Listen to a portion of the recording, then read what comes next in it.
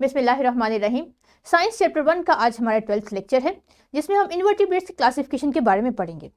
Vertebrates की तरह invertebrates के भी मुख्तलिफ ग्रुप्स हैं, जिनके रिप्रेजेंटेटिव मेंबर्स हैं स्पॉन्जेस, जेलीफिश और वर्म्स। ये रिप्रेजेंटेटिव मेंबर्स हैं अपने डिफरेंट ग्रुप्स के। क्लास ग्रुप के नेम्स नहीं हैं। हम साथ साथ ये भी देखेंगे कि इनके ग्रुप्स के क्या नाम है। और जो हमारा आज का एसएल होगा इसके लिए वो है classify invertebrates into 5 groups: sponges, worms, insects, snails and starfish, जिनमें से 3 ग्रुप्स स्नेल्स और स्पॉन्जेस के बारे में हम आज पढ़ेंगे। इसके अलावा एक और ग्रुप भी है जेलीफिश, वो भी देखेंगे क्योंकि उनके कैरेक्टर्स इन दोनों के इन बिटवीन हैं। चलिए स्टार्ट करते हैं। एक छोटी सी रिकैपिंग एक्टिविटी कर लेते हैं। इनवर्टिब्रेट्स आप ग्रेड 4 में पढ़ चुके हैं। कुछ तस्वीर आपके सामने आ रही हैं। आपने इनके ऑब्जर्व करके ये बताना है कि क्या ये दोनों मेंबर्स वाकई ही इनवर्टिब्रेट्स हैं या इनमें कुछ वर्टिब्रेट्स के कैरेक्टरिस्टिक्स भी आपको दिखाई दे रहे हैं। वेल डन, यानी आपने अच्छे से आइडेंटिफाई कर लिया कि ये दोनों ऑर्गेनिजम्स इनवर्टिब्रेट से बिलोंग करते हैं। अब में से कुछ स्टूडेंट समझेंगे कि ये प्लांट्स हैं, लेकिन दर हकीकत ये प्लांट्स नहीं है बल्कि ये एनिमल्स हैं। और इससे तो आप बहुत ही फेमिलियर हैं। बहुत से बच्चों ने इस पर डॉक्यूमेंट्रीज भी देखी होंगी, जिसे जेलीफिश कहा जाता है। चलिए, ये एक और एनिमल है आपके सामने, इसका नाम है एस्केरिस। इसके बारे में बताइए कि क्या ये वर्टिब्रेट है या invertebrate.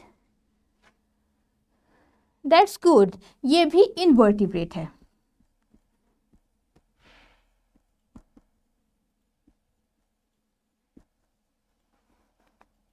Next comes very familiar starfish. याद रखिए कि ये फिश नहीं है, लेकिन इसका नाम स्टारफिश है। It is another invertebrate animal. Who is this one? Snail. तो क्या स्नेल में आपको बैकबोन या वर्टिब्रल कॉलम दिखाई दे रहा है?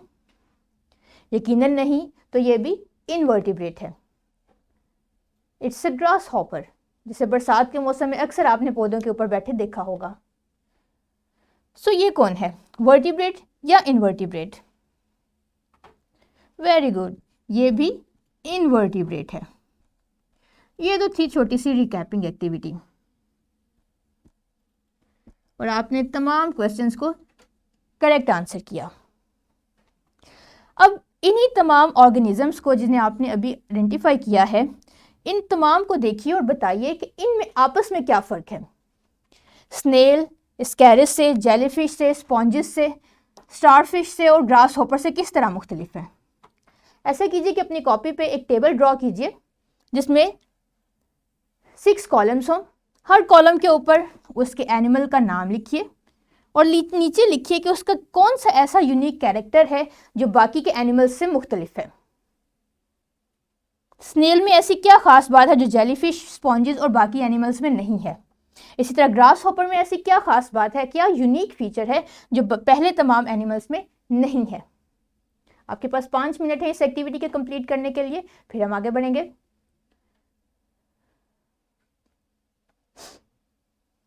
आई होप कि आपने सही से कैरेक्टर्स आइडेंटिफाई किए होंगे, और अगर नहीं भी किए तो कोई बात नहीं, इस लेक्चर के एंड पे आपको अपनी इसका रीचेक करने का मौका मिल जाएगा।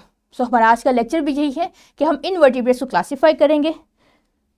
बुक में से पेज नंबर 14 पे आपको इससे रेलेवेंट मटेरियल मिलेगा।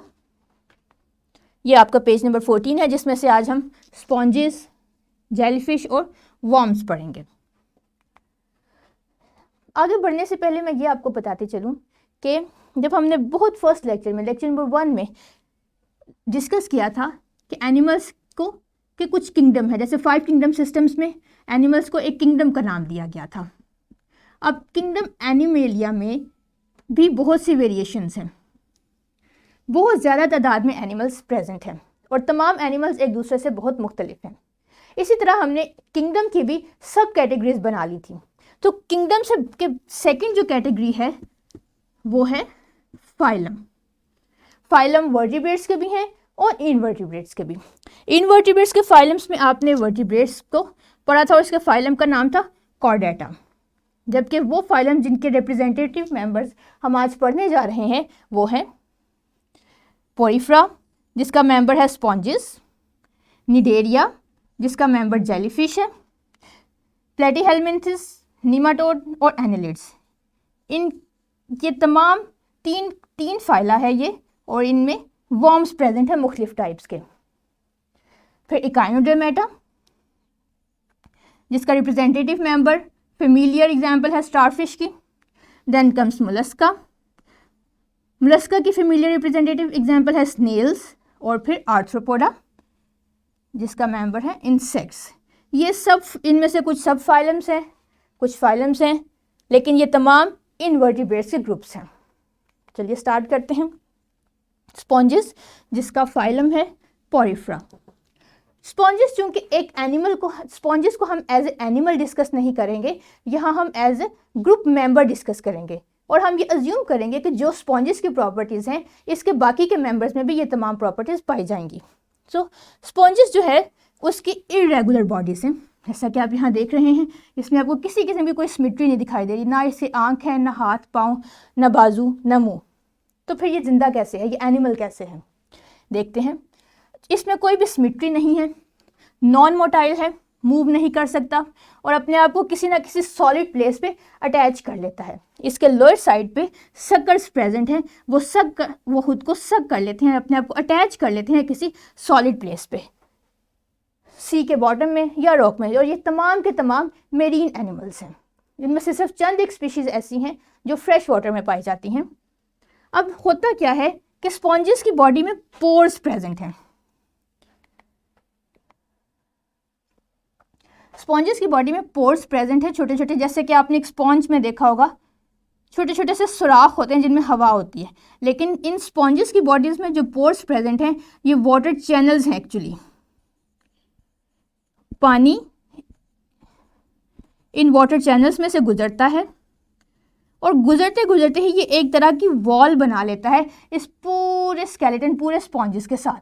यानी ये एक स्केलेटन की तरह काम करता है जो इन सुराखों में से पानी गुजरता है, वाटर चैनल्स बना लेता है, और यही वाटर चैनल एक्चुअली स्केलेटन के काम करता है।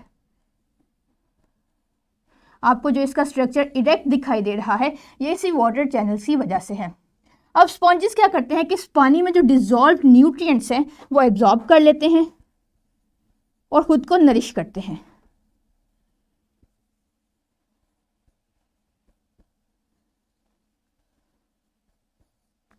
सो पानी ही इनको स्केलेटन प्रोवाइड करता है और इनके लिए फूड का काम करता है, और यही इनका इंटरनल स्केलेटन भी है। ये देखिए, ये एक एग्जांपल है जिसमें ये छोटे छोटे पोर्स आपको दिखाई दे रहे हैं। जैसे ही पानी इन पोर्स में से गुजरेगा, ना सिर्फ इसको एक शेप अप करेगा, इरेक्ट शेप देगा, बल्कि इनको न्यूट्रिएंट्स भी प्रोवाइड करेगा। क्योंकि ये सी की बॉटम में होते हैं तो बॉटम में बहुत से न्यूट्रिएंट्स इनके लिए अवेलेबल हैं जो इस पानी के में डिज़ोल्व होकर इनकी बॉडी को मिल जाते हैं। सो स्पॉन्जिस की ख़ास बात यही है कि इनमें कोई भी स्केलेटन प्रेजेंट नहीं है और ये इरेगुलर बॉडीज़ रखते हैं, नॉन मोटाइल हैं। Then comes the jellyfish. Jellyfish belong to the sub phyla Cnidaria.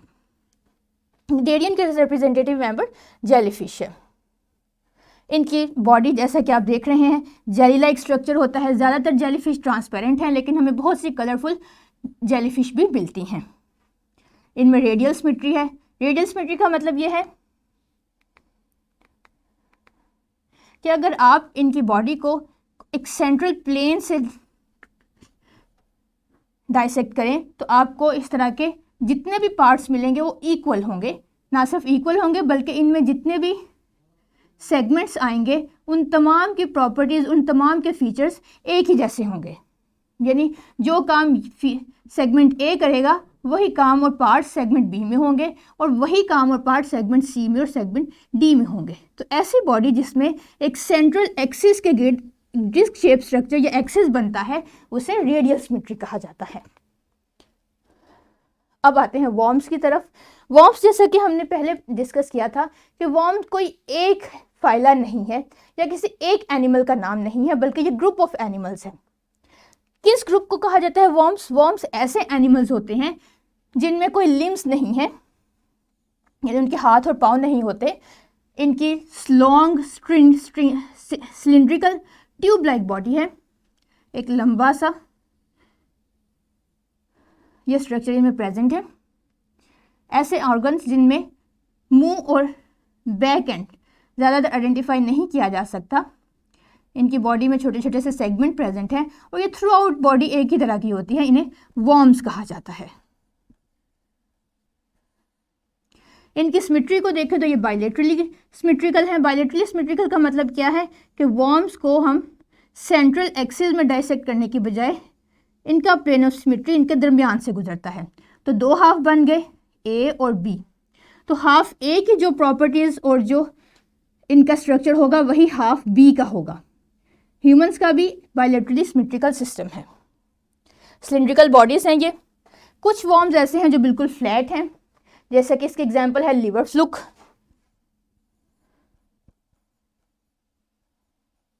जो वॉर्म्स आपने इस प्रेजेंटेशन के शुरू में देखे थे उनका नाम था स्कैरिस, और ये ह्यूमन इंटेस्टाइन्स के अंदर प्रेजेंट होते हैं, जिन्हें पेट के कीड़े भी कहा जाता है। कुछ वॉर्म ज़मीन में रहते हैं, जैसा कि अर्थवॉर्म, और इस सबसे तो आप बहुत ही फेमिलियर हैं। और कुछ वॉर्म्स पानी में रहते हैं। ये देखिए, ये इनका बायलेटरली सिमेट्रिकल स्ट्रक्चर है। इनका प्लेन ऑफ सिमेट्री इनके सेंटर से गुजरता है। दो हाफ बन जाएंगे, एक ग्रे हाफ जो पिछली तरफ है और एक सामने वाला हाफ बी, और इन दोनों में एक ही जैसा स्ट्रक्चर और एक ही प्रॉपर्टीज प्रेजेंट है। ये अर्थवॉर्म है जो ज़मीन पे रहते हैं और ज़मीन को फर्टाइल बनाते हैं। इनका भी देख लीजिए, इनमें आप माउथ और टेल में फ़र्क करना इनके मुश्किल है। ये फ्लैट वॉर्म्स हैं। फ्लैट वॉर्म्स जो बिल्कुल चपटे होते हैं। ये इसकी माउथ शेप है और ये इसकी टेल है, और इसका नाम है लिवर फ्लूक।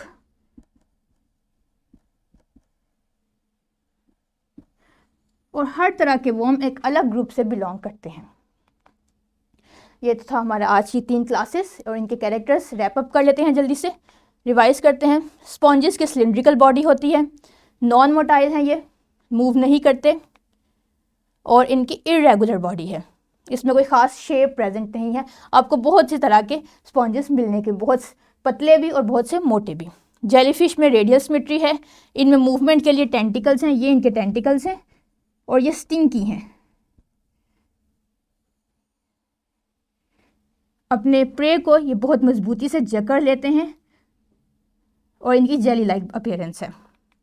इसी तरह वॉर्म्स में tube like body structure present है, इनके कोई लिम्स नहीं होते, हाथ पाँव नहीं हैं इनके, और इनमें बायलेटरल सिमेट्री प्रेजेंट है। अब आते हैं वर्कशीट की तरफ।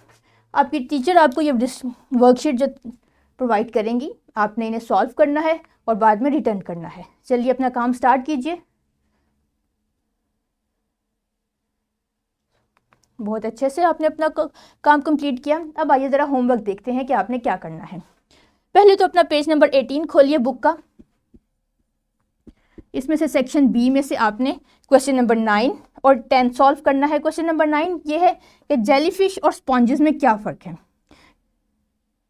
चूँकि ये सारे पानी में रहते हैं तो इनको हमने फ़िश के साथ ग्रुप अप क्यों नहीं किया, क्योंकि फ़िश भी तो पानी में रहती है, और हमारी एक क्लासिफिकेशन की वजह हैबिटेट भी थी। अगर जेलीफिश और स्पॉन्ज पानी वाटर लिविंग है तो हमने इन्हें फ़िश के साथ क्यों नहीं ग्रुप किया। आपने इसकी वजह बतानी है, और इसकी वजह में वो तमाम कैरेक्टर्स लिखने हैं जो डिस्टिंग्विशिंग कैरेक्टर्स हैं, यूनिक कैरेक्टर्स हैं स्पॉन्जेस के और जेलीफिश के और फिश के। क्वेश्चन नंबर 10 है कि वॉर्म्स क्या होते हैं। आपने इनकी कुछ एग्जांपल्स देनी है और इनके फीचर्स बयान करने हैं। फीचर्स अभी हमने रैप अप जब लेसन किया था तो भी रिवाइज किए थे, आप वही फीचर्स अपने रिपीट कर सकते हैं, रिप्रोड्यूस कर सकते हैं अपने होमवर्क पे। अब सेक्शन सी का पेज नंबर 18 से आपने क्वेश्चन नंबर 3 सॉल्व करना है, लेकिन क्वेश्चन नंबर 3 आप पार्शली सॉल्व करेंगे। क्वेश्चन नंबर 3 ये है कि describe the classification of invertebrates into सब ग्रुप्स। इनवर्टिब्रेट्स के हमने तकरीबन 5 ग्रुप या 6 ग्रुप्स पढ़े हैं, जिनमें से 3 की डिटेल्स आज हमने स्टडी की है। आपने इन तीनों की डिटेल्स स्पॉन्जेस, जेलीफिश और वॉर्म्स, इनकी डिटेल, इनके कैरेक्टर्स और एग्जाम्पल्स के साथ लिखनी है। और अपनी नेक्स्ट क्लास में हम बाकी के 3 क्लासेस स्टारफिश, स्नेल्स और इंसेक्ट को स्टडी करेंगे। यहाँ तक था हमारा आज का lecture. Thank you very much.